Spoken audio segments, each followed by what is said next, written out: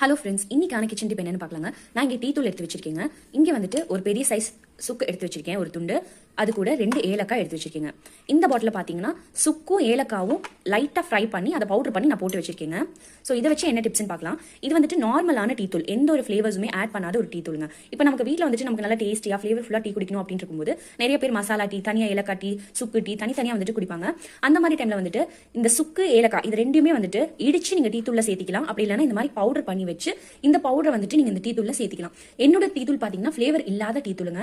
Flavour இல்லாத tea தூள் தான். அதனால நான் இந்த பவுடர் வந்துட்டு இதில் 1 ஸ்பூன் ஆட் பண்ணிக்கிறேங்க. இந்த பவுடர் ஆட் பண்ணுறதுனால நல்ல ஸ்மெல்லாகவும் இருக்கும், டீ வைக்கும்போது நல்ல டேஸ்ட்டாகவும் இருக்குங்க. இதில் பெனிஃபிட்ஸும் நிறையா இருக்குங்க. இந்த டீ தூள் நீங்கள் வச்சு நீங்கள் டீ போட்டு குடிக்கும்போது உங்களுக்கு ஹெட்ஏக் சரியாகும், நல்ல ரெஃப்ரெஷிங்கான ஒரு ஃபீல் கொடுக்கும். அவ்வளோ ஒரு டேஸ்ட்டாக மனமா டீ பிடிக்காதுன்னு சொல்லுவங்க கூட இந்த டீ குடிச்சாங்கன்னா அவ்வளோ ஒரு டீக்கு வந்துட்டு அடிக்ட் ஆயிடுவாங்க. அந்த அளவுக்கு வந்துட்டு இந்த டேஸ்ட் வந்துட்டு சூப்பராக இருக்குங்க. மறக்காம ட்ரை பண்ணி பாருங்க. ட்ரை பண்ணி பார்த்துட்டு எப்படி இருந்தது